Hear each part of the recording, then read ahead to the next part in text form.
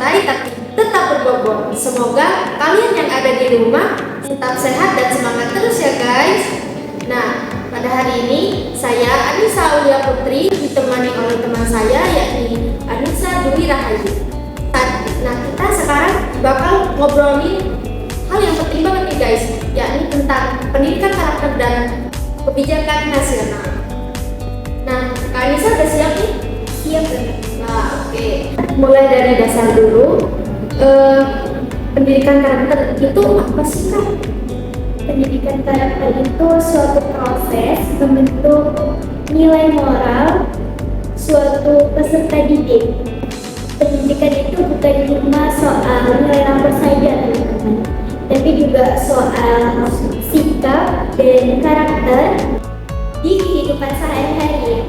Karena pendidikan itu adalah fondasi masa depan bangsa dalam membentuk generasi yang berkarakter dan berintegritas. Nah ya, ngomongin pendidikan karakter tuh sebenarnya dekat banget ya sama kehidupan kita sehari-hari.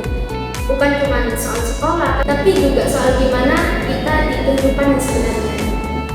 Betul banget, bahkan hal yang sering kita anggap sepele itu sebenarnya bagian dari pendidikan karakter juga. Betul sekali. Nah, jadi bisa dibilang pendidikan karakter itu bukan cuma soal ada di buku saja, tapi sesuatu yang harus ada pada kebiasaan mendidik kita. Iya, dan prosesnya itu nggak instan teman-teman. Nah, butuh waktu, kebiasaan, dan contoh nyata dari lingkungan sekitar. Baik-baik.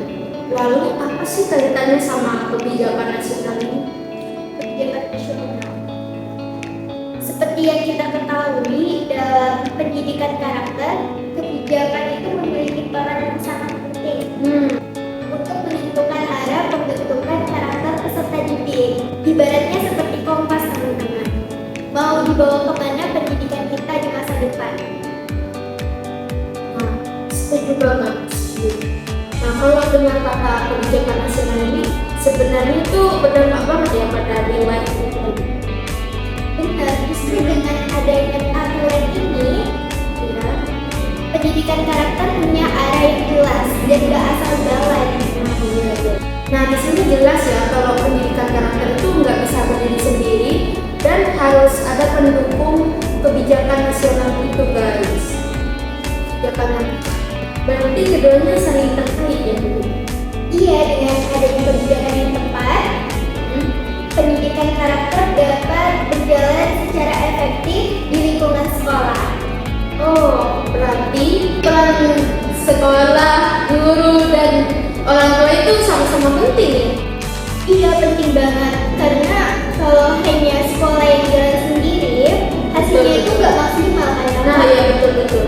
Kayaknya ya, semua hal itu pasti ada tantangannya. Apakah ini juga ada? Pastinya ada. Ada banget, seperti guru kesiapannya yang berbeda-beda.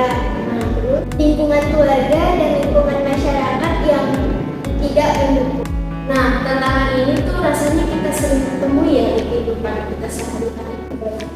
Betul, tapi justru dari situ semua peran diuji teman-teman.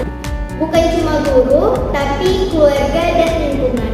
Oh, kalau kamu lihat ke depannya, apa harapanmu?